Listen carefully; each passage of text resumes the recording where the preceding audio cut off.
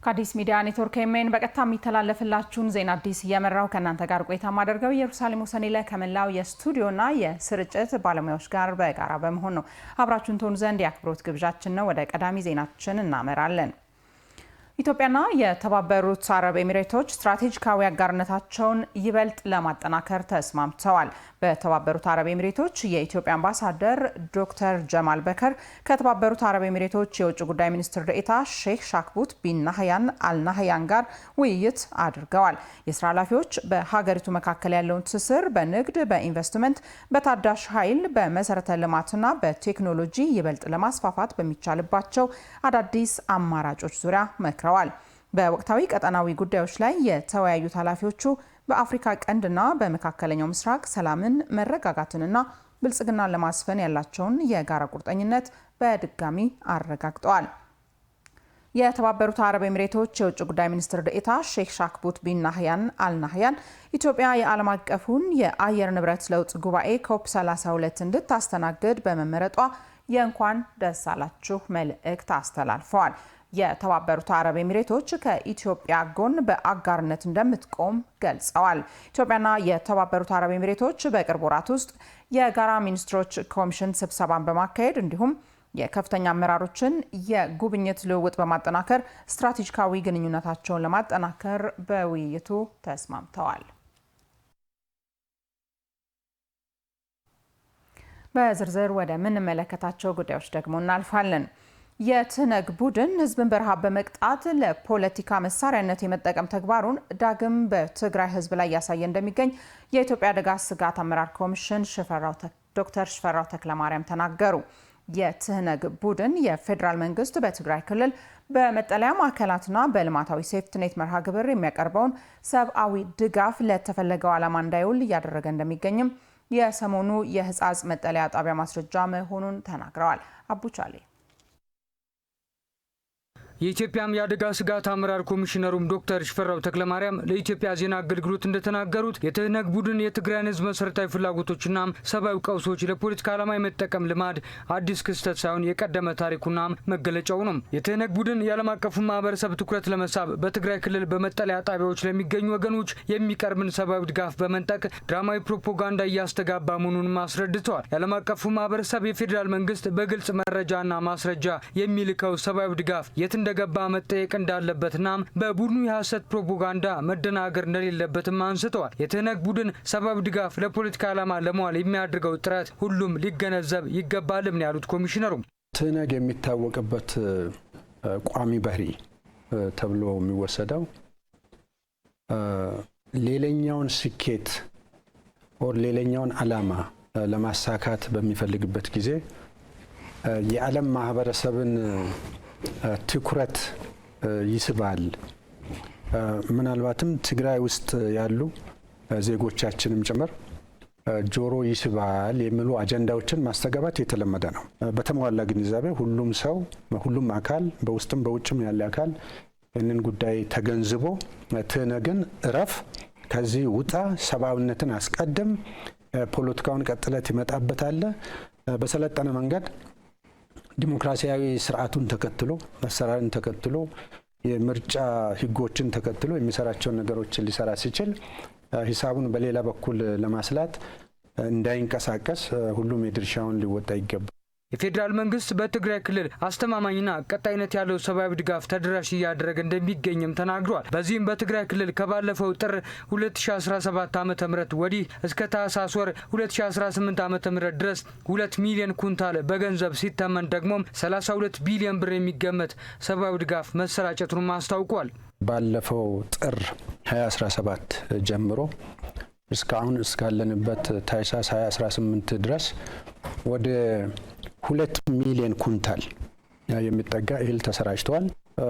የገንዘብም ጭምር ተጨምሮበት ወደ 32 ቢሊዮን ተልኮ ሲያበቃ አንድ፣ ሁለተኛ በሴፍቲኔት ፕሮግራሞች ከ1 ሚሊዮን በላይ ህዝብ ነው ትግራይ ለሚገለገለው፣ ይሄ ባልተገለጠበት ሁኔታ፣ ሶስተኛው በስነ ምግብና በመሳሰሉትም በተለያዩ ተቋማት የሚሰጡ ድጋፎችም እንደ ድጋፍም እውቅና ባልተሰጠባቸው ሁኔታዎች የመግለጫዎቹ እንድምታ ምንድነው ተብሎ ከተባለ ሰብአዊነትን ታሳቢ ያደረገ ሳይሆን የፖለቲካ ፍላጎትን የትህነግ ቡድን በትግራይ ክልል በሰብአዊ ድጋፍ ተደራሽ እንዳይሆን በማስተጓጎል ድጋፉን ከችግረኛ ዜጎች በመንጠቅ ዳግም የህዝብ ጠላትነቱን እያረጋገጠ እንደሚገኝም አብራርተዋል። ያልበቃ ብሎት ለእያንዳንዱ ድጋፍ ፈላጊ ዜጋ ከሚሰጥ የፍጆታ ድርሻ ላይ መዋጮ እንደሚሰበስብም ነው የተናገሩት። የትህነግ ቡድን በሰብአዊ ድጋፍ ስም በዜጎች ላይ የሚፈጸም አስነዋሪ ድርጊት ለኢትዮጵያ ታሪካዊ ጠላቶች ያለውን የተላላኪነት ጥግ በተግባር እያረጋገጠም ብለውታል።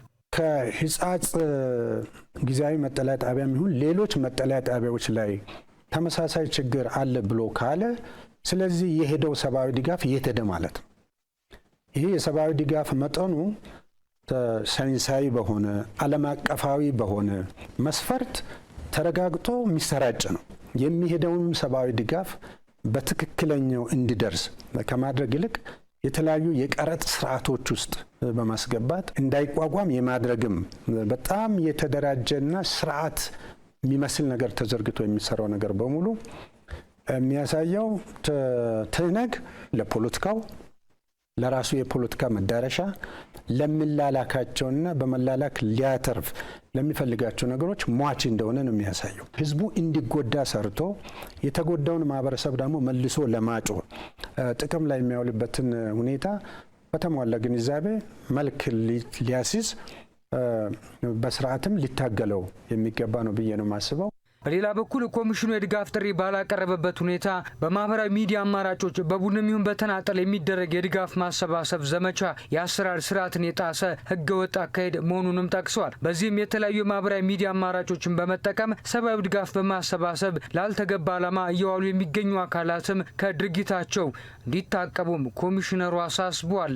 አዲስ በጸደቀው በአደጋ ስጋት ስራ አመራር አዋጃችን ላይ ፍላጎቶችን በማናር ሰብአዊ ድጋፍ ፍላጎቶችን ማለት ነው የሌሉ ፍላጎቶችን በመፍጠር ባልተገባና በተሳሳተ ሁኔታ የሚሄድ ተቋም፣ ግለሰብ፣ አካል ካለ በህግ ይጠየቃል። በእነዚህ ጉዳዮች ላይ የተሳተፉ ወር የሚሳተፉ አካላት ከሚመለከተው የአደጋ ስጋት ስራ አመራር ኮሚሽን መንግስትን ወክሎ ማለት ነው በሚያደርገው ጥሪ የሚሳተፉ ከሆነ ለዚሁ በተዘረጋው አሰራር መሰረት በአሰራሩ ውስጥ ይሳተፋሉ ማለት ነው። አካውንት ስርዓቱ አለ፣ የተቸገረውን የምንለይበት ስርዓት አለ። የምንለይበት ስርዓት በፌደራልም ከክልሎችም ጋር አብረን የምንሰራው ስራ አለ። ከዛ በወጣና ባፈነገጠ መንገድ በተለያዩ መንገዶች በግል ሴክተር ሊሆን ይችላል፣ በማህበራት ሊሆን ይችላል፣ በግለሰቦች ሊሆን ይችላል፣ በቲክቶክ፣ በዩቲዩብ በምን የሚሄደው አካሄድ ተቀባይነት የለውም። ተቀባይነት የለውም ብቻ ሳይሆን ተጠያቂነትን የሚያስከትል ነው። የሚዲያ ተቋማት ብልሹ አሰራርን በማጋለጥ ብሔራዊ ጥቅምን ማስጠበቅ ላይ በትኩረት እንዲሰሩ ጥሪ ቀረበ። ብሔራዊ ጥቅምና ሚዲያ በሚል መሪ ሀሳብ 48ኛው የጉሚ በለል የውይይት መድረክ በኦሮሚያ ክልል ፕሬዝዳንት ጽህፈት ቤት እየተካሄደ ነው። መድረኩን እየተከታተለ የሚገኘው ሪፖርተራችን ዳንኤል መላኩ ተጨማሪ መረጃ ሊያጋራን በቀጥታ መስመራችን ላይ ይገኛል። ከሱ ጋር ጥቂት እንቆያለን። ጤና ይስጥልኝ ዳንኤል፣ በድጋሚ እንዴት ቆይታል? በአጠቃላይ በውይይት መድረኩ ላይ ምን ሀሳቦች ተነሱ? አመሰግናለሁ ኢየሩሳሌም። እንግዲህ ቀደም ሲል እንዳነሳሽው 48ኛው የጉሚ በለል ውይይት መድረክ በኦሮሚያ ፕሬዝዳንት ጽህፈት ቤት እየተካሄደ ነው። በዚህ እንግዲህ የተለያዩ ሀሳቦች ተነስተዋል። የተለያዩ አካላትም ተሳትፈዋል። በተለይ የሚዲያ ኃላፊዎች፣ ባለሙያዎች እንደዚሁም ደግሞ ምሁራንን ያሳተፈ ውይይት እየተካሄደ ነው የሚገኘው። በዚህ ላይ እንግዲህ የተለያዩ ሀሳቦች ተነስተዋል። ከዚህ ውስጥ እንግዲህ የኦሮሚያ ክልል የኮሚኒኬሽን ኃላፊ አቶ ኃይሉ አዱኛ ያነሱት ሀሳብ አለ። በተለይ ሚዲያዎች በርካታ ስራ ይጠበቅባቸዋል። ብሔራዊ ጥቅምን በማስጠበቅ ሂደት ውስጥ የሚዲያ ኃላፊነት የላቀ ነው። ይህንን መስራት ተናቦ መስራት ይጠይቃል ሲሉ አንስተዋል። በዚህም እንግዲህ በተለይ ብልሹ አሰራሮችን በማጋለጥ ሂደት ውስጥ እና ብሔራዊ ጥቅምን በማስረጽና በማሳካት ሂደት ውስጥ የሚዲያ ሚና ትልቅ መሆኑን አስረድተዋል ማለት ነው። በተለይ በብሔራዊ ጥቅሞች ላይ በጋራ ሊያቆሙ የሚችሉና የሚነጣጥሉና የሚከፋፍሉ ሀሳቦችን መዋጋትና ማስተካከል እንደሚገባ ከመገናኛ ብዙሃን የሚጠበቅ ኃላፊነት መሆኑን አቶ ኃይሉ አዱኛ አንስተዋል ማለት ነው። ይህ ብቻ አይደለም። ሚዲያዎች ገዢ ትርክትን በማስፈን ሂደት ውስጥ ትልቅ አበርክቶ ስላላቸው ይህንን የሚያማከለ ስራ መስራት እንደሚጠብቅባቸውና የሚዲያዎች ኃላፊነት መሆኑን ገልጸዋል ማለት ነው። እንግዲህ በዚሁ ላይ ደግሞ ለውይይት የሚሆን የመነሻ ሀሳብ ያቀረቡት በአዲስ አበባ ዩኒቨርሲቲ የጆርናሊዝም ሎሬት የሆኑት አቶ አማኑኤል አብዲሳም ሀሳቦችን አቅርበዋል። በተለይ ሚዲያዎች በተለያዩ የዓለም አቀፍ ሁኔታዎችን የተረዱ መሆን አለባቸው፣ የአፍሪካ ቀንድ ሁኔታንም የተረዱ መሆን አለባቸው በማለት በምሳሌ በማስደገፍ በተለይ በተለያዩ ያሉ በዓለም አቀፍ ተቋምነት የምናውቃቸው ሚዲያዎች በራሳቸው ብሔራዊ ጥቅም ላይ ያላቸውን አቋም በምሳሌነት በማስነሳት ያንን ተሞክሮ በመውሰድ ኢትዮጵያም የብሔራዊ ጥቅሞቿ ላይ መሰል ሁኔታዎችን መስራት እንደሚጠብቅና በብሔራዊ ጥቅም ላይ በጋራ የሚቆም ትውልድና በጋራ የሚቆም ማህበረሰብ በማፍራት ሂደት ውስጥ የመገናኛ ብዙሃን ኃላፊነት ትልቅ መሆኑን አንስተዋል። በዚህም በተለይ የስትራቴጂክ ኮሚኒኬሽን ላይ በልዩ ትኩረት ሊሰራ እንደሚገባና ሚዲያዎች አንዱ ካንዱ ተናበው ሊሰሩ እንደሚገባ በብሔራዊ ጥቅም ላይ ተመሳሳይ አቋም ሊይዙ እንደሚገባ አንስተዋል ማለት ነው። ከዛ ውጭ እንግዲህ በተለይ ሚዲያ አንድን ሀገር በመገንባት ሂደት ውስጥ ያለውን አስተዋጽኦ በመረዳት በተለይ ብሔራዊ ጥቅምን በማስጠበቅ ሂደት ውስጥ ሁሉም ዜጋ ኃላፊነት እንዳለበትም የምንጠቀማቸው ሚዲያዎች በተለይ ዘመኑ የሐሰተኛ ሚዲያዎችና በርካታ ፈጣን የሆኑ ቴክኖሎጂዎች ያሉበት ስለሆነ ይህንን መርጦ መጠቀም እንደሚገባ አንስተዋል ማለት ነው። እንግዲህ በዚሁ መድረክ ላይ ሌላ ሀሳብ ያነሱት የመንግስት ኮሚኒኬሽን አገልግሎት ሚኒስትር ዴኤታ አቶ ከበደ ደሲሳ ናቸው። እሳቸውም ብሔራዊ ጥቅምና ሚዲያን በተመለከተ ባነሱት ሀሳብ በተለይ ሚዲያ ወይም ደግሞ አንድ ሀገር ብሔራዊ ጥቅሟን ስታነሳ ብሔራዊ ጥቅም ሲባል የግለሰብን የቡድንን ወይም ደግሞ የተቋማትን የሚመለከት አይደለም። እያንዳንዱ ዜጋ እኩል አቋም የሚይዝበት አንድ ዓላማና የአንድን ሀገር ዜጋ በጋራ ሊያስቆሙ የሚችሉ ጉዳዮች መሆናቸውን መረዳትና እዚህ ላይ በልዩ ትኩረት ከሚዲያዎች መስራት እንደሚጠበቅ አንስተዋል ማለት ነው። ይህ ብቻ አይደለም። ዘመኑ አሁን ያለንበት ቴክኖሎጂ በጣም ፈጣን ቴክኖሎጂ ነው። የመረጥን ሀሳቦችን ማንሳትና የምንጠቅም በተለይ ይሄ ሐሰተኛ መረጃዎችን በመዋጋት ሂደት ውስጥ ሜንስትሪም ወይም ደግሞ መደበኛ የሚባሉት ሚዲያዎች የላቀ ኃላፊነት አለባቸው። እንደ ፋክት ቼኪንግ በማቋቋም እነዚህ ላይ ለመስራት ከምሁራን ጋር ከተለያዩ ጋር መስራት እንደሚጠበቅ አንስተዋል ማለት ነው ሚኒስትር ዴኤታው። በተጨማሪ ደግሞ እንግዲህ ከተወያዮችም የተነሱ ሀሳቦች አሉ። በተለይ የአፍሪካ ቀንድ ሁኔታን ያማከለ ስራ መስራት እንደሚጠበቅም ከተወያዮቹ የተነሱ ሀሳቦች አሉ። እኒና በርከት ያሉ ሀሳቦች አሁንም የተነሱ ነው። ውይይቱም እንደቀጠለ ነው። ምሽት በሚኖረን ዘገባ ደግሞ ሌሎች ተጨማሪ መረጃዎችን ለተመልካቾቻችን የምናደርስ ይሆናል። ኢየሩሳሌም አመሰግናለሁ። ባልደረባችን ዳንኤል መላኩ በቀጥታ መስመራችን ላይ ተገኝተህ መረጃዎችን ስላጋራሃን መልካም ቀን ይሁንልህ። ቀጥለናል ተመልካቾቻችን። ወደ ሌላኛው ጉዳያችን ደግሞ እናመራለን። አዲሱ የመረጃ ነጻነት ረቂቅ ሕግ በበርካታ መልካም ጎኖች ቢኖሩትም አሁንም ሊሻሻሉ የሚገባቸው ጉዳዮች እንዳሉት ተገለጸ። የኢትዮጵያ መገናኛ ብዙሃን ምክር ቤት በአዲሱ የመረጃ ነጻነት ረቂቅ ሕግ ላይ ባለድርሻ አካላትን ያሳተፈ የውይይት መድረክ አካሂዷል። ሪፖርተራችን ቤተልሔም አየነው ዝርዝሩን ይዛለች። የመገናኛ ብዙሃን የመረጃ ነጻነት አዋጅ ቁጥር 590/2000 ተጠያቂነትንና መረጃ የማግኘት መብትን ለማስጠበቅ ተደንግጎ በስራ ላይ የሚገኝ አዋጅ ነው። የኢትዮጵያ ሕዝብ እንባ ጠባቂ ተቋም በዚህ አዋጅ ላይ የነበረውን ስልጣን የተሟላ ለመሆኑ የመረጃ ነጻነት አፈጻጸም ደካማ አድርጎ መቆየቱ በጥናት በመለየት ማሻሻያው አስፈላጊ ሆኖ በተገኘው መሰረት የተሻሻለ የመረጃ ነጻነት ረቂቅ አዋጅ አዘጋጅቷል። የኢትዮጵያ መገናኛ ብዙሃን ምክር ቤት ታዲያ በዚሁ በአዲሱ የመረጃ ነጻነት ረቂቅ ሕግ ላይ የውይይት መድረክ አካሂዷል። የምክር ቤቱ አባል የሆኑት ጋዜጠኛ መሰረት አታላይ አዋጁ ሊሻሻል ይገባዋል በተባሉ ነጥቦች ላይ የምክር ቤቱን ሀሳብ ያብራሩ ሲሆን የተሻሻለው ረቂቅ አዋጅ በርካታ መልካም ጎኖች እንዳሉት አንስተው ትኩረት ተሰጥቶ ቢሻሻል ያሉትን ሀሳብም አስረድተዋል። አዋጁ መልካም ጎኖች አሉት። በጣም አሪፍ የሚያሰሩ ነገሮች አሉት። የሚሻሻሉ ብለን ያሰብነው በዋናነት አዋጁ መረጃን የመስጠት ነው ኢንቴንሽኑ መነሻው። ዋናው መረጃ ዜጎች ማግኘት አለባቸው። በዜጎች ውስጥ ደግሞ ያው መገናኛ ብዙሃንም አንድ ድርሻ አላቸው። እነሱም ማግኘት አለባቸው፣ በአግባቡ ማግኘት አለባቸው ብሎ ያስቀምጣል። ነገር ግን እሱ ሆኖ ሳለ ዓላማው መነሻው በጣም ብዙ ከልካይ ነገሮች አሉት። በጣም ብዙ ከልካይ ነገሮች አሉት። 18 አንቀጾች ተቀምጠዋል። 18 አንቀጾች ከልካይ ናቸው። የመድረኩ ተሳታፊዎችም አዋጁ ትኩረት አድርጎ ቢመለከታቸው ብሎም ቢያካትታቸው ያሏቸውን ነጥቦች ሰንዝረዋል። በጣም ትኩረት መስጠት ያለብን እያንዳንዱ መስሪያ ቤት በወርም ይሁን በ15 ቀን ጋዜጣዊ መግለጫ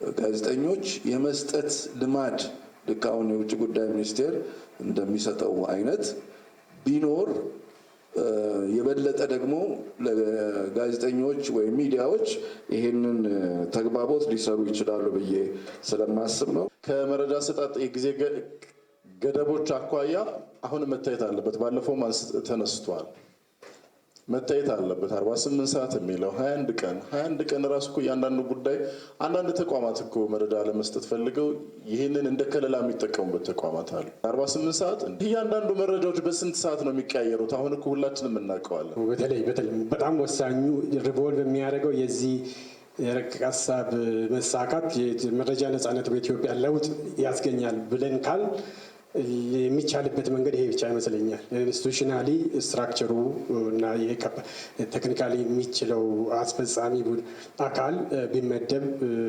የተሻለ ይሆናል። የመገናኛ ብዙኃን ምክር ቤት ሰብሳቢ አቶ አማራ አረጋዊ በበኩላቸው የመረጃ ነጻነት አዋጅ ከጋዜጠኞች ባሻገር ለዜጎች መረጃ የማግኘት መብትን የሚያረጋግጥ ስለመሆኑ አስረድተዋል። ይሄ አዋጅ አክሰስ ቱ ኢንፎርሜሽን ሲል ለሚዲያው ማለት ብቻ አይደለም፣ ለሕዝብም ጭምር ነው። አንድ ዜጋ ሄዶም ኢንፎርሜሽን እንዲያገኝ መብቱም የሚጠብቅለት ነው ማለት ነው። በረቂቅ አዋጁ ላይ ውይይት ሲካሄድ ይህ ለሶስተኛ ጊዜ መሆኑም ተገልጿል። ንባብ መልካም ሀሳብንና በጎነትን በማስፋፋት እውቀትና ሰላምን የሚያጎናጽፍ በመሆኑ ባህላችን ልናደርገው ይገባል ሲሉ የባህልና ስፖርት ሚኒስትር ዴኤታ ነብዩ ባዬ ተናገሩ። 13ኛው የንባብ ፌስቲቫል ላይ መዋቅር በሚል መሪ ሀሳብ እየተከበረ ይገኛል። በመክፈቻው የባህልና ስፖርት ሚኒስትር ዴኤታ ነብዩ ባዬ አንባቢ ሰው ሰብዕናው የዳበረ ከራሱ አልፎ ለሀገር ተቆርቋሪ ርኅሩህ አእምሮ ያለው መሆን የሚያስችል ነው ብለዋል። ንባብ መልካም ሀሳብንና በጎነትን በማስፋፋት እውቀትና ሰላም የሚያጎናጽፍ በመሆኑ ባህላችን ልናደርገው ይገባል ሲሉ ተናግረዋል። ታላቁ ሊቅ ዶክተር ጓለ ገብረ ዮሐንስ አዋቂ ሰው ያነበበ ሰው እንደ ድመት ለስላሳ ይሆናል ይላሉ። ያላነበበ ያላወቀ ደግሞ ድመቷ የምታወጣውን ጥፍር አይነት ባህሪ ይኖረዋል ይላሉ። ወይም ጉጥ ያለው ጦር ያለው ቀንድ ያለው አስፈሪ የሆነ ጭራቅ ይሆናል ማለት ነው። ምክንያቱም ያልተገራ፣ ያልተስተካከለ፣ ያልለሰለሰ፣ ያልተመቸ ስለሚሆን ነው። ንባብ እነዚህን ሁሉ መጥፎ ነገሮች ከሰው ላይ ያስወግዳል። እነዚህ ሲወገዱ ግጭት ይወገዳል፣ ጦርነት ይወገዳል፣ ክፋት ይወገዳል፣ ስንፍና ይወገዳል። በዚህ ደግሞ ተቃራኒ መልካም ሀሳብ ይዘራል፣ በጎነት ይዘራል፣ ሰላም ይዘራል፣ እውቀት ይስፋፋል ማለት ነው። በአሁኑ ሰዓት ልጆች ላይ የትኩረት ማጣት እየተከሰተ መሆኑን አንስተው የዚህ መፍትሄው ደግሞ ለልጆቻችን መጽሐፍ በመስጠት ትኩረታቸውን ለመሰብሰብ የሚያስችል ሳይንሳዊ መንገድ መሆኑን የባህልና ስፖርት ሚኒስትር ዴኤታው አመላክተዋል። ወላጆች በአሁኑ ጊዜ ልጆቻችን የአቴንሽን ዴፊሸንሲ ብዙ ያላቸው ጊዜ ላይ ደርሰናል። ይሄ ማለት የትኩረት ማጣት ችግር ማለት ነው። ይህ ትኩረት ማጣት ችግር የሚመጣው የተለያዩ የማህበራዊ ሚዲያ ፕላትፎርሞችን በተመከረ መንገድ ልጆቻችን ስለማይጠቀሙ ነው። አንዳንድ ጊዜ ምን ይባላል ስሰማ ቤት ልጆች ሲያስቸግሩ እባክሽ ስልክ ስጪው ዝም ይበል ይባላል። እንደሱ የምታደርጉ ወላጆች ካላችሁ እንግዲህ አንዱ የዛሬው ትምህርት ይሄ ነው። ልጆች ሲረብሹ፣ አቴንሽን ሲፈልጉ መጽሐፍት ነው ሊሰጧቸው የሚገባው። መጽሐፍ በሳይንስ የተረጋገጠ የትኩረት መሰብሰቢያ መንገድ ነው።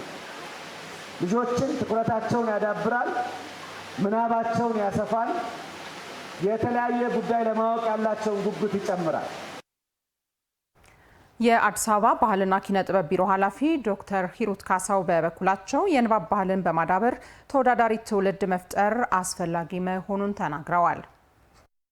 አንባቢ ትውልድን ለመፍጠር መቀስቀስ፣ ማንቃት፣ ማዘጋጀት የቢሮአችን፣ የከተማችን፣ የመንግስታችን ተልዕኮ ነው እና ይህን ተልዕኮ በመወጣት በእውቀት የታነጸ በአስተሳሰብ የተገነባ የሀገሩን ባህል እሴት የተገነዘበ የተረዳ ብሎም ደግሞ በተግባር የሚገልጽ ትውልድ ማህበረሰብ መፍጠር እኛ ወደምናስበው ብልጽግና ለመራመድና በዓለም ደግሞ ተስተካካይ ብቻ ሳይሆን ቀዳሚ ሆነን ለመገኘት ከሁሉም በላይ ንባብ መሰረታዊ ጉዳይ ነው። የንባብ ንቅናቄው ማህበረሰቡ ከቤት እስከ ትምህርት ቤት ልጆችን ብቻ ሳይሆን ቤተሰብ የንባብ ባህል እንዲኖር ለማድረግ የሚያስችል መሆኑንም የቢሮ ኃላፊዋ ተናግረዋል። ንባብ በቤተ መጻሕፍት ብቻ ሳይሆን ንባብ በሁላችንም ቤት ውስጥ መተከል አለበት። ቤት ውስጥ የንባብ ባህል ከሌለ በቤተ መጻሕፍት ውስጥ ንባብ ሊመጣ አይችልም። ምክንያቱም ልጆች የሚሰሩት ማህበረሰብ የሚሰራው የሚገነባው ቤት ውስጥ ነው። ቤት ውስጥ ስራ ያልያዝነው ባህል ያልፈጠርንለትን ልጅ በትምህርት ቤት ብቻ መፍጠር አንችልም። ስለዚህ ይህንን ንቅናቄ የምንፈጥረው ማህበረሰቡ ከቤት እስከ ትምህርት ቤት ከቤት እስከ ውጭ ልጆቻችን ብቻ ሳይሆን ራሱ ቤተሰብ የንባብ ባህል እንዲኖረው ለማድረግ በማሰብ ነው። በፌስቲቫሉ መጽሐፍት 50 በመቶ ቅናሽ ተደርጎባቸው እየተሸጡ ነው። የንባብ ፌስቲቫሉ እስከ እሁድ የሚቆይ ሲሆን የከተማው ነዋሪዎች እንዲታደሙም ጥሪ ቀርቧል።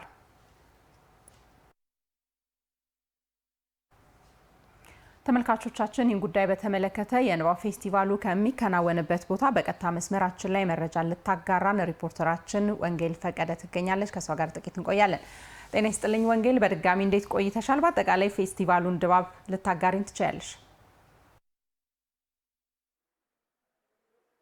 አመሰግናለሁ ኢየሩሳሌም። በድጋሚ እንደምንላችኋል ተመልካቾቻችን። በዛሬው ዕለት እንግዲህ የብልጽግና ተምሳሌት በሆነችው በአዲስ አበባ ካዛንቺስ ተገኝተናል። እዚህ የተገኘንበት ዋና ዓላማም በአዲስ አበባ ደረጃ እየተካሄደ የሚገኘውን የንባብ ባህል ፌስቲቫልን በማስመልከት ነው። ለ13ኛ ጊዜ ነው እየተካሄደ የሚገኘው። ይህ መርሃ ግብር እንግዲህ ለ4 ቀን እንደሚካሄድ ታስቦ የተጀመረ መርሃ ግብር ነው። ዛሬ 2ኛው ቀን ላይ ይገኛል። ከዛሬ በኋላም ደግሞ ለተከታታይ 2 ቀናት የሚቀጥል ነው የሚሆነው። መርሃ ግብርም እንግዲህ ንባብ ላይ መዋቅር ለውጥ በሚል መሪ ቃል ነው እየተከበረ የሚገኘው። በትላንትናው ዕለት እንግዲህ የማስጀመሪያው መርሃ ግብር በደማቅ ስነ ስርዓት የተለያዩ የመንግስት ባለስልጣናት በተገኙበት፣ የእምነት አባቶች፣ አባገዳዎች፣ ሀደ ሲንቄዎች በተገኙበት እንግዲህ ይህ መርሃ ግብር ተጀምሯል ማለት ነው። የተለያዩ ሀሳቦችም ተነስተዋል። ያነበበ ትውልድን መፍጠር ማለት ትርፋማ ሀገርን መገንባት ማለት ነው የሚሉ ሀሳቦች እንግዲህ ዋና ዋና የመርሃ ግብሩ ላይ የተነሱ ሀሳቦች ነበሩ። በዛሬው ዕለትም እንግዲህ ይህ መርሃ ግብር በተለያዩ ስነ ስርዓቶች እየተካሄደ ይገኛሉ። ታላላቅ ጸሐፊያን በዚህ መርሃ ግብር ላይ በመገኘት ከተለያዩ ትምህርት ቤቶች ለተወጣጡ በርከት ላሉ ተማሪዎች እንግዲህ የግንዛቤ ማስጨበጥ እንዲሁም የማስተማር መርሃ ግብርን እንግዲህ አካሂዷል በዛሬው ዕለት። አሁንም እንግዲህ ለተከታታይ 2 ቀናት የሚቀጥል ነው የሚሆነው ይህ መርሃ ግብር። እንግዲህ ያነበበ ትውልድ ሀሳብን አዳምጦ ሀሳቡን በሀሳብ መሞገት የሚችል ትውልድ ነው። ያነበበ ትውልድ የሆነ ነገርን በጥልቀት መመልከት የሚችል ነው። ያነበበ ትውልድ ያላት ሀገር ደግሞ ከዓለም ተርታ መሰለፍ የምትችልበትን ሁኔታ የሚፈጥር መንገድ ነው የሚሉ ሀሳቦችም እንግዲህ ተነስተዋል። ዛሬም ይህ ነው የተካሄደው። ለተማሪዎች የግንዛቤ ማስጨበጫ መርሃ ግብር ተሰጥቷል። የማስተማር መርሃ ግብር እንግዲህ አዲስ አበባም ይህንን እንግዲህ በስራ ላይ ለማዋል ያነበበ ትውልድን የሚያነብ ትውልድን ለመፍጠር እንግዲህ የተለያዩ ስራዎችን እየሰራች ነው የምትገኘው በሙሉ አቅማ። እንግዲህ ይህ ፌስቲቫልም ይህንኑ በማስመልከት ነው ለ4 ቀናት የተዘጋጀው። ከዛሬ በኋላ ደግሞ የተለያዩ ወጣቶችን ተማሪዎችን ያሳተፉ የጥያቄና የመልስ መርሃ ግብር የሚካሄድ ነው የሚሆነው። አዲስ አበባ እንግዲህ ይህንኑ በማስመልከት የተለያዩ ስራዎችን እየሰራች ነው የምትገኘው። በዋናነትም እንግዲህ ለመጥቀስ ያክል የአብሮት ቤተ መጻሕፍትን በዋናነት ማንሳት እንችላለን። ትውልድን በንባብ ለመቅረጽ ታስቦ የተሰራ ቤተ መጻሕፍት ነው። እንዲሁም የተለያዩ ስራዎች እየተሰሩ ይገኛሉ። ይህ ባህል እንግዲህ ይህ የማንበብ ባህል ሆኖ መቀጠል ይኖርበታል። ከትንንሽ ልጆች ጀምሮ እስከ ትልልቅ እስከ አዋቂ ድረስ ማንበብን ወዶ ሳይሆን የግድ ማድረግ ባህል ማድረግ እንዳለበት እንግዲህ በተለያዩ ሰዎች በተለያዩ ጸሐፊያን እየተነሳ ያለ ሀሳብ ነው። የአዲስ አበባ ከተማም እንግዲህ በዚህ ስራ ላይ በዚህ የማንበብ ባህል ላይ እንግዲህ አተኩሮ የሚሰራ ነው የሚሆነው። ለጊዜው ከስፍራው ያለኝ መረጃ ይሄንን ይመስላል። እጅግ አድርጌ አመሰግናለሁ። አመሰግናለሁ ባልደረባችን ወንጌል ፈቀደ መረጃዎችን በቀጥታ መስመራችን ላይ ስላጋራሽን። መልካም ቀን። ተመልካቾች በመከታተል ላይ ያላችሁት ከአዲስ ሚዲያ ኔትወርክ ኤምኤን በቀጥታ የሚተላለፍላችሁን ዜና አዲስን ነው። ከኛ ጋር ስላላችሁ እጅግ አድርገን እናመሰግናለን። ወደ ሌሎች ጉዳዮቻችን አለፍን። በአዲስ አበባ የሚገኙ ወንዞችና የወንዝ ዳርቻ አካባቢዎች ትናንት የነበራቸውን ያልሆነ ስም በመቀየር ከጤና ጠንቅነት ወጥተው ለነዋሪዎች የመዝናኛ አማራጭ መሆን ችለዋል። ባልደረባችን አንዋር አህመድ የአዲስ አበባ ወንዞች ድሮና ዘንድሮ ሲል መነሻውን ከእንጦጦ አድርጎ እስከ ፒያሳ ያለውን የወንዝ ዳርቻ ልማት ቃኝቷል። ተከታትለን እንመለስ። የአዲስ አበባ ከተማ ወንዞች እንግዲህ ለዘመናት የከተማዋን ስም ሲያጠለሹ ወይም ደግሞ ከተማዋ ንጹህ አይደለችም የሚለውን ስያሜ አንድ ማሳያ ሆነው ተደርገውም ኖረዋል። እንግዲህ አስተዳደሩ ወይም ደግሞ መንግስት በወሰናቸው ውሳኔዎች ደግሞ አሁን የሚገኝበት ለምሳሌ ሽሮ ሜዳ ከፍ ብሎ ወይም እንጦጦ አካባቢ መነሻውን ያደረገው የወንዝ ዳርቻ ልማት ነው። ይህ የወንዝ ዳርቻ ልማት እንግዲህ እንደምትመለከቱት ወንዙን ከማከም ወይም ደግሞ የሚፈሰው ወንዝ ንጹህ እንዲሆን ከማድረግ ባለፈ አካባቢው ላይ ያለውን ስነ ምህዳር በራሱ መቀየር የቻለ ሆኖ ነው እየተመለከት ነው። በከተማችን ያሉ ሌሎች የወንዝ ዳርቻ ልማቶች ምን ይመስላሉ የሚለውን ደግሞ ከዚህ መነሻችን አደረግን። በግንፍሌ እንዲሁም እስከ ፒያሳ ያሉትን ደግሞ እንቃኛለን። አብራችሁን ቆዩ።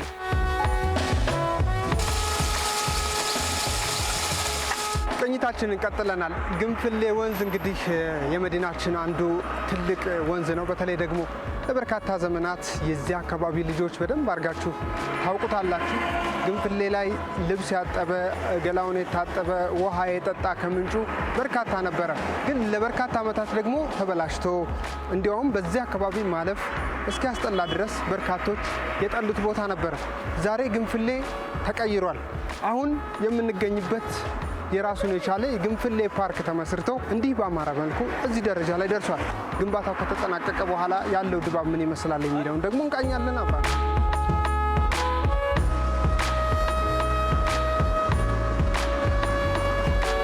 ዛሬ ግንፍሌ እንግዲህ በምታዩት መልኩ እጅግ ያማረ ሆኖ ለአካባቢው ነዋሪዎች በተለይ ደግሞ አማራጭ የሆነ የመዝናኛ ቦታም ሆኗል። በዚህ በኩል ካፌዎች፣ ሬስቶራንቶችም አሉ። በዚህ ደግሞ ሰዎች እንደምትመለከቱት ቁጭ ብለው አካባቢውን እየቃኙ ንጹህ አየር እየወሰዱ ምክንያቱም ወንዙ እየታከመ በመሆኑ ይሄ ደግሞ ለከተማዋ ተጨማሪ አንድ የውበት ምንጭ፣ አንድ የህዝቡ ደግሞ የመዝናኛ አማራጭ ሆኗል ማለት ነው።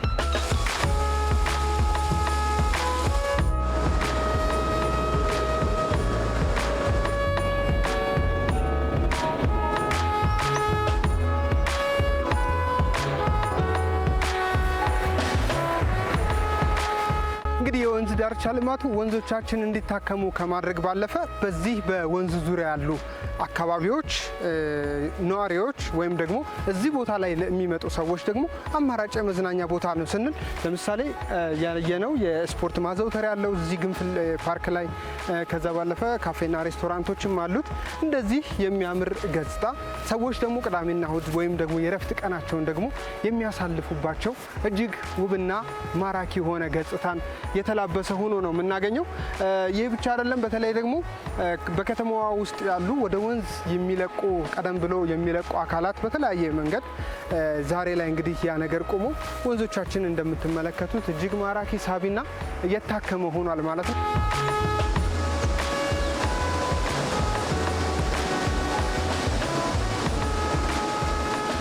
ከእንጦጦ የተነሳው ቅኝታችን አሁን ደግሞ ፒያሳ ደርሷል። እንግዲህ ፒያሳን አቋርጦ የሚያልፈውን ወንዝ ሁላችንም የምናስታውሰው ነው። ይህ ወንዝ እንግዲህ ለአካባቢው በጣም አደገኛ ምናልባትም ለተለያዩ ወንጀሎች እንግዲህ መፈጠሪያም ነበረ። አሁን ላይ ዛሬ እንግዲህ አራዳ ፓርክ በሚል ስያሜ ራሱን የቻለ አንድ ተጨማሪ የከተማችን የመዝናኛ አማራጭ ሆኗል። በነገራችን ላይ እዚህ አካባቢ ላይ ከተወሰኑ ዓመታት በፊት እዚሁ ቦታ ላይ ዘገባ ሰርቼ ነበረ። የዚህን ዘገባ ሁኔታ የወንዙን ሁኔታ ትንሽ ተከታትለን እንመለስ።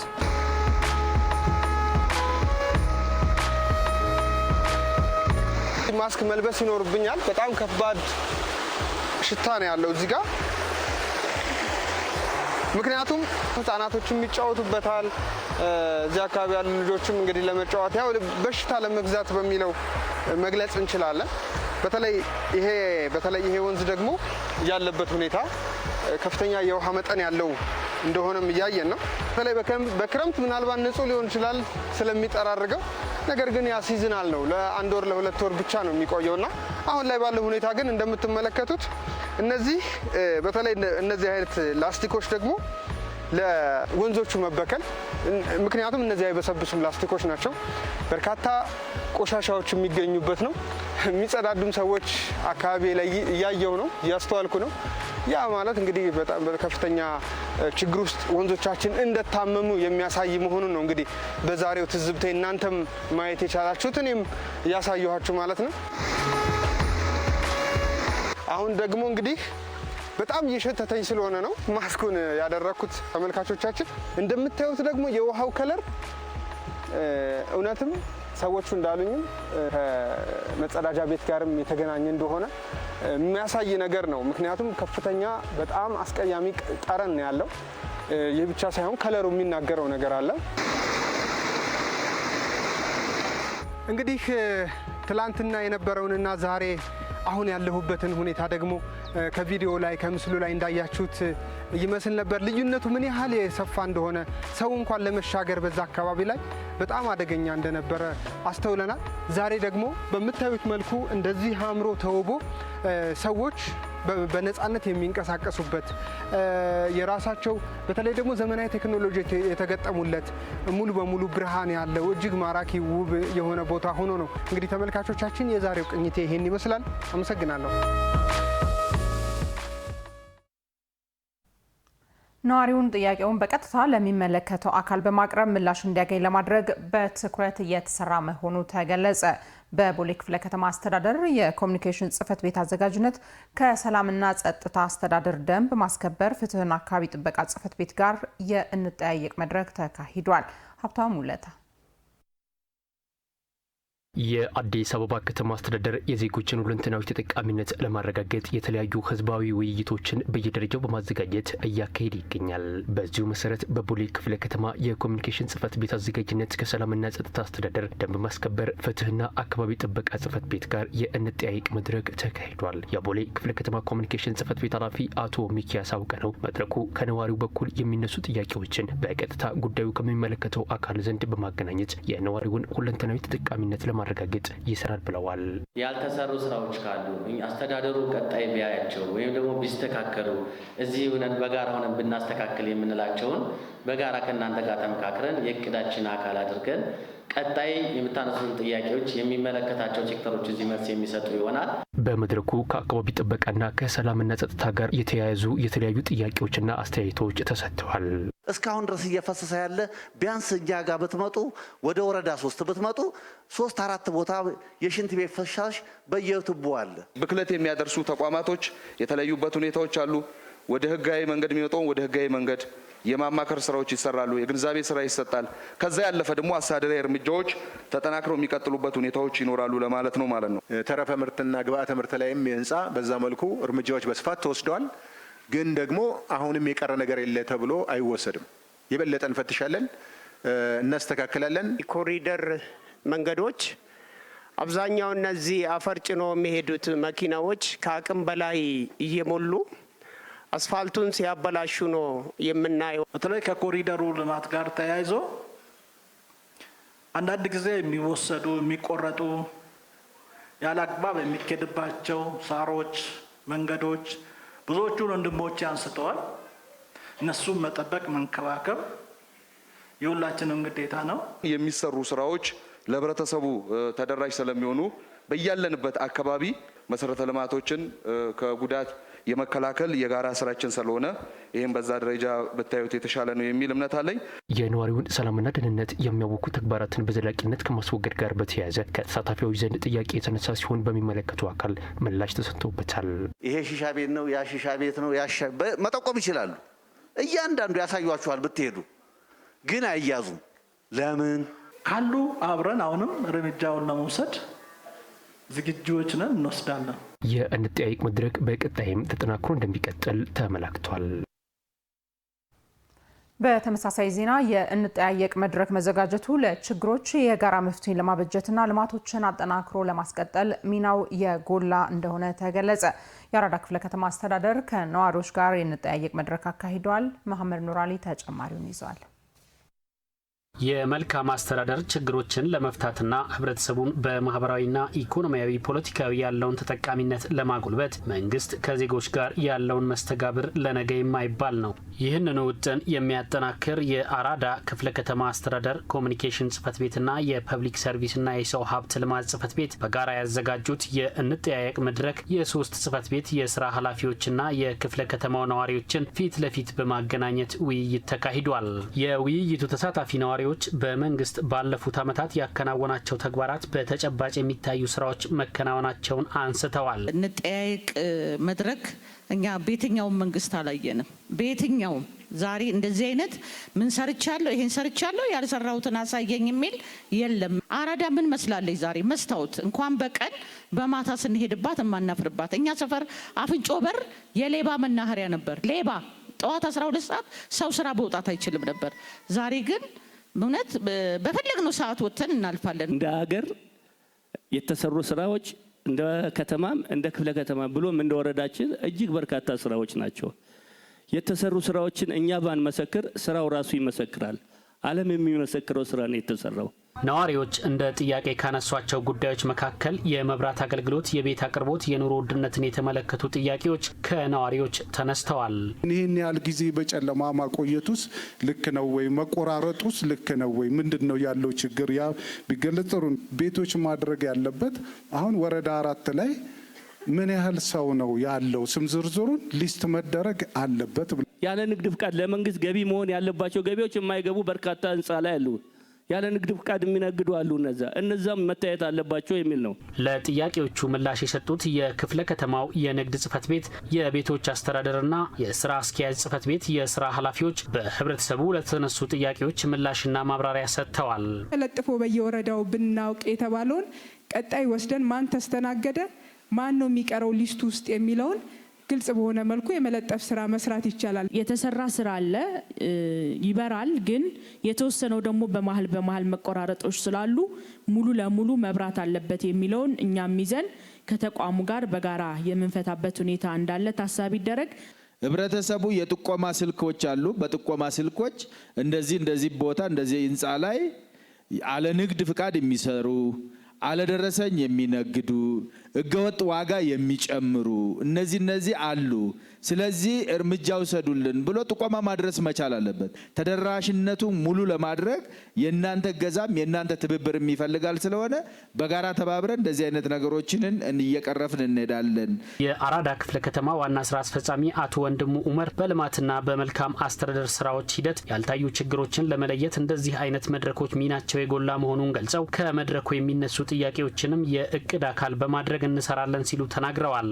እዚህ መድረክ ላይ የሚነሱ ማንኛውም ከአገልግሎት አሰጣጣችን ጋር ይሄ ጥንካሬ አለ፣ እዚህ ጋር ደግሞ ጎሏል የምትሉትን ነገሮች ወስደን ለማረም እንደዚሁም ደግሞ የሚነሱት የመልካም አስተዳደር ችግሮችን ደግሞ በእያንዳንዱ ብሎክ ላይ ወረድ ብለን ችግሮቹን ለመፍታት እንደ አስተዳደር ዝግጁ ነን።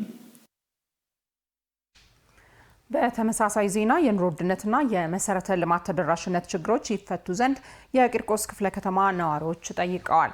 አገልጋይና ተገልጋይን ፊት ለፊት ያገናኘ የእንጠያየቅ መድረክ በቂርቆስ ክፍለ ከተማ ተካሂዷል። በመድረኩ ከህዝብ ዘንድ ለተነሱ ጥያቄዎች አስፈጻሚ አካላትም ምላሽና ማብራሪያን ሰጥተውባቸዋል። ተመስገን ይመር መንግስትና ህዝብን የሚያቀራርቡ ከህዝብ ዘንድም ለሚነሱ የመልካም አስተዳደር ጥያቄዎች የፊት ለፊት ምላሽ ይሰጥ ዘንድ የሚያደርጉ ህዝባዊ ውይይቶች በአዲስ አበባ ከተማ ለተመዘገቡ ሁለንተናዊ ስኬቶች ትልቁን ስፍራ ይወስዳሉ። የቂርቆስ ክፍለ ከተማ አገልጋይና ተገልጋይን ፊት ለፊት የሚያገናኝ የንጠያየቅ መድረክን አድርጓል። በንጠያየቅ መድረኩ ላይ ከህዝብ በርካታ ጥያቄዎች ተነስተዋል። የትራንስፖርት አገልግሎትና ምሽት ላይ የሚደረጉ አላግባብ የሆኑ ክፍያዎች ከህዝብ ዘንድ በቅሬታ መልክ ተነስተዋል። ትራንስፖርት ላይ መሸት ሲል የዋጋ ጭማሪዎች አሉ። ትራንስፖርት ችግር አለ። በየቦታው መንገድ ትራንስፖርት ታክሲ እየጠበቀ መቆም አለ። የቂርቆስ ክፍለ ከተማ ዋና ስራ አስፈጻሚ ዶክተር ምስክር ነጋሽ ህብረተሰቡ የትራንስፖርት አገልግሎትን በምቹ ሁኔታ ያገኝ ዘንድ በርካታ ስራዎች እየተሰሩ ነው ብለዋል። አላግባብ የዋጋ ጭማሪን በማድረግ በህዝብ ዘንድ ጫና የሚፈጥሩ አካላት ላይ ህጋዊ ተጠያቂነት የማስፈንም ስራ ይሰራል ብለዋል። የትራንስፖርት አገልግሎት እስከ ምሽቱ 3-4 ሰዓት አውቶቡሶች እንዲሰጡ እየተደረገ ነው ያለው። ቀጣይ ደግሞ ይቀጥላል። እዚህ ጋር ያለ ታሪፍ ጨለም ባለ ቁጥር የሚያስከፍል ካለ ሙስና ነው። እሱነን በጋራ በመታገል በተጨባጭ ሲገኝ ደግሞ ተገቢው የህግ የእርምት እርምጃ እንዲወስድ በማድረግ ችግሩን በጋራ መፍታት አለብን። ሌላኛው በህዝብ ዘንድ የተነሳ ሀሳብ የኑሮ ውድነትን የተመለከተ ነው። ከፍተኛ የኑሮ ጫና አለ። አሁን በገበያ ላይ ወረድ ተብሎ ቢታይ ሱቆች የከዘኑት በየመጋዘኑ ያስቀመጡ ባለሀብቶች ቢታዩ እላይ ያሉ ባለሀብቶች ቢታዩ እላይ ያሉ ነጋዴዎች ቢታዩ የቂርቆስ ክፍለ ከተማ ዋና ስራ አስፈጻሚ ዶክተር ምስክር ነጋሽ የኑሮ ውድነትን ለመግታት የቅዳሜና እሁድ ገበያዎች የገበያ ማዕከላትና መሰረተ ልማቶችን ከማስፋት ባለፈ መንግስት ቁጥጥርን የማጠናከርና በህገወጦች ላይም ተጠያቂነትን የማስፈን ስራ ይሰራል ብለዋል። አንዳንድ ስግብግብ ነጋዴዎች ምርታቸውን ይደብቃሉ፣ ዋጋ እስኪወደድ ድረስ በሚል ምርታቸውን ይደብቃሉ። ጥብቅ ቁጥጥር ይደረግ ያላችሁት እኛም እየሄድንበት ነው ያለው። በጣም ትክክል ነው። ግን ደግሞ ከህብረተሰባችን አይንና ጆሮ ምንም ይሰወር ነገር ስለሌለ በየደረጃው ላለው አመራር በመጠቆም ህገ ወጥነትን በጋራ መከላከል አለብን። ከዚህ ፊልም ምዝገባና ከነዋሪዎች አገልግሎት ጋር ተያይዞ መታወቂያ ለመውሰድ ረጅም ጊዜ መፍጀት ብሎም የመብራትና የኢንተርኔት መቆራረጥ ችግር አለና ቢፈታ ሌላኛው ከህብረተሰቡ ዘንድ በስፋት የተነሳም ጥያቄ ነው። አንዳንድ መታወቂያዎች 4 ወር 5 ወር የሚቆዩበት ሁኔታ አለ። የቂርቆስ ክፍለ ከተማ ዋና ስራ አስፈጻሚ ዶክተር ምስክር ነጋሽ ለችግሩን እልባት ለመስጠት ይሰራልም ብለዋል። የዜጎች የሲቪል ምዝገባ የነበረው ችግር አብዛኛው ተፈቷል። እናንተ ትመሰክራላችሁ። አሁንም ይቀረንን ወስደን እናስተካክላለን። መታወቂያ አሰጣጥ ጋር ያነሳችሁትን ከኔትወርክ ጋር ያነሳችሁትን ጉዳይ ወስደን በዝርዝር እናያለን። መድረጉ በመንግስት በኩል የተሰሩ ልማቶች በጎ ስራዎችም እየተጠናከሩ ዘንድ የተንጸባረቀበት መፍትሄን የሚሹ ጥያቄዎችም የተስተናገዱበት ሆኖ ተጠናቋል። ከአዲስ ሚዲያ ኔትወርክ ኤምኤን በቀጥታ የሚተላለፍላችሁ የሰዓቱ ዜናችን አሁንም ወደ እናንተ መድረሱን እንደቀጠለ ነው። እለቱን በታሪክ ወደምናስታውስበት ዘገባችን ደግሞ እናልፋለን። የመሬት መራቆት፣ ድርቅና በረሃማነትን ለመቅረፍ የመጀመሪያው በህጋዊ መንገድ ግዳጅን የሚጥል ዓለም አቀፍ ስምምነት ስራ ላይ የዋለው ከዛሬ 31 ዓመታት በፊት በጎርጎሮሳውያኑ አቆጣጠር ታህሳስ 17 1996 ልክ በዛሬው ዕለት ነበር። የተባበሩት መንግስታት በረሃማነትን የመዋጋት ስምምነት ያለመውን ከማሳካት ረገድ ፍሬ ማፍራት እንደተሳነው ይነገራል። መቅደስ ደምስ ዓለም የተለያዩ የተፈጥሮ አደጋዎች የሰርግ እንግዶቿ ሆነዋል። በየዓመቱ በሚሊዮን የሚቆጠሩ ሰዎች ድርቅ፣ ጎርፍና ሰደድ እሳትን በመሳሰሉ የተፈጥሮ አደጋዎች ለረሃብ፣ ለአካል ጉዳት፣ ለሞትና ለስደት እንደሚዳረጉ መረጃዎች ያሳያሉ።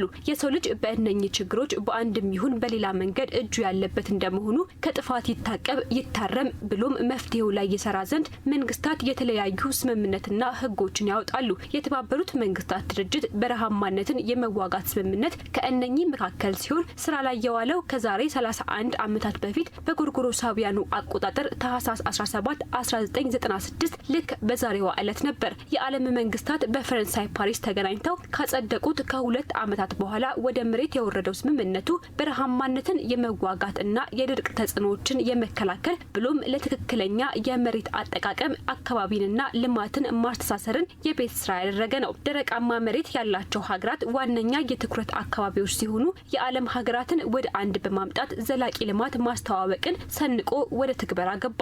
ይህ ሲሆን ስምምነቱ የመሬት መራቆትን፣ ድርቅን እና በረሃማነትን ለመቅረፍ የመጀመሪያው በህጋዊ መንገድ ግዳጅን የሚጥል ዓለም አቀፍ ስምምነት ነው። ለአሳሳቢው የዓለም በረሃማነት መፍትሄ ያመጣ ይሆናል የበርካቶች ተስፋ ሆኖ ነበር። በተለይም ለአፍሪካ ጤናማ መሬት ለምድር ስነ ምህዳርና ብዝሃ ህይወት ደህንነት ቁልፍ ነው። ይመግበናል፣ ያስጠልለናል፣ ለበለጸገ የዓለም ኢኮኖሚ የጀርባ አጥንት ይሆነናል የሚለው ተመድ ለአስተማማኝ ደህንነቱ የተጠበቀና መልካም ነገ መሬትን መንከባከብና የተጎዳውንም መልሶ እንዲያገግም ማድረግ የሰው ልጅ የቤት ስራ ስለመሆኑ አጽንኦት ይሰጣል። የአውሮፓ ህብረትና 196 የዓለም ሀገራት የታቀፉበት ስምምነቱ ደግሞ ለዚህ የቤት ስራው አቅጣጫ ጠቋሚው እንደሚሆን ይገለጻል። መንግስታት፣ ተመራማሪዎች፣ ፖሊሲ አውጪዎች፣ ዜጎችና የግሉ ዘርፍ ለአንድ ዓላማ በአንድነት እንዲቆሙ መደላድሉን የሚፈጥር ነው። ይሁን እንጂ በራሱ በተመድ ሳይቀር ሳይቀር ከውጤታማነት ረገድ ድክመቱ የጎላ ሆኖ ይነሳል። የአካባቢ ጥበቃ ባለሙያዎችም ሰብአዊ፣ ማህበራዊ፣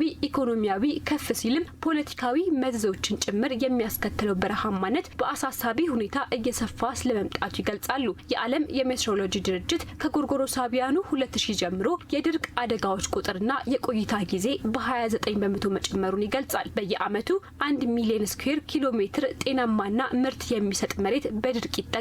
55 ሚሊዮን ሰዎች በቀጥታ ለድርቅ ይጋለጣሉ።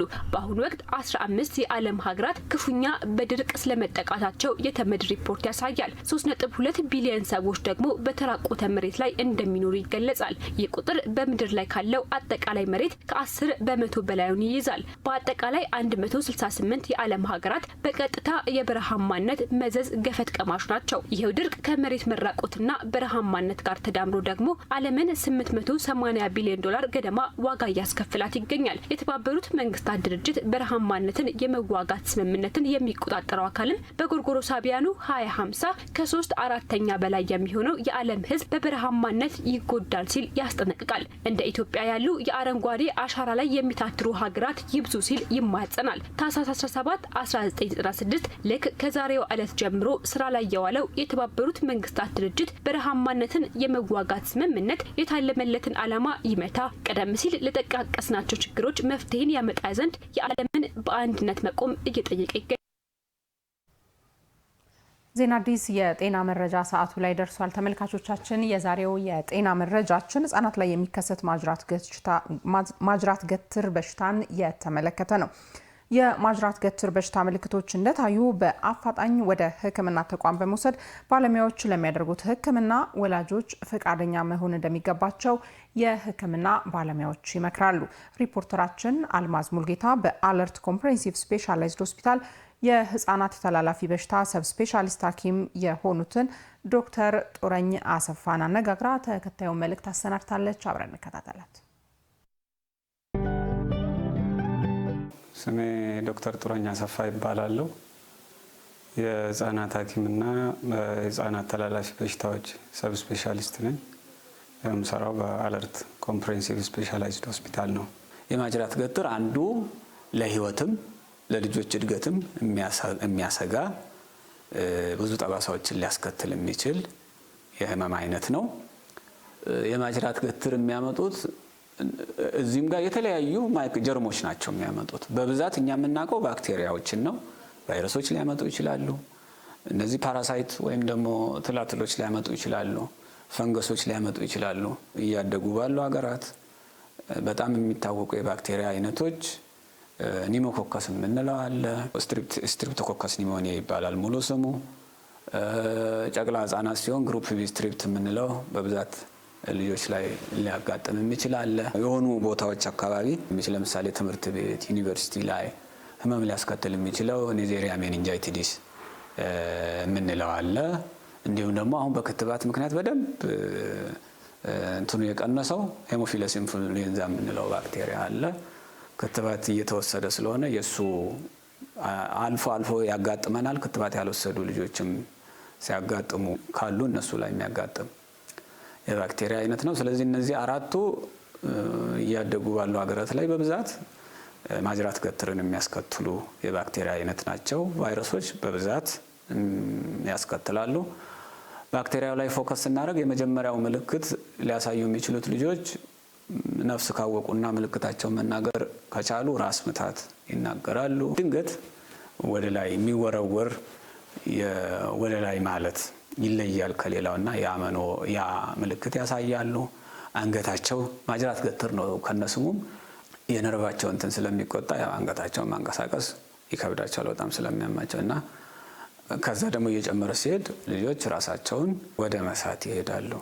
ከፍተኛ ትኩሳት አብሮ ይኖራል። ወደ ላይ ማለት፣ ምግብ እምቢ ማለት፣ የንቃት መቀነስ። አንዱ የሚያጋጥማቸው እዛው ህመሙ እያመማቸው ጭንቅላታቸው ውስጥ መግል መቋጠር፣ አንዳንድ ለምሳሌ የኤሌክትሮላይት መዛባት ሊያጋጥም ይችላል። አንጎላቸው ሊያብጥ ይችላል። አንዳንዴ ደግሞ የደም ስሮች በትክክል ደም እንዳያስተላልፉ በዚሁ በህመሙ ምክንያት ሊያጋጥማቸው ይችላል። የሚጥል በሽታ መጀመሪያም አካባቢ ከዛ ቆይቶም ደግሞ ዘላቂ ጉዳት ሆኖ ሊቀጥል ይችላል።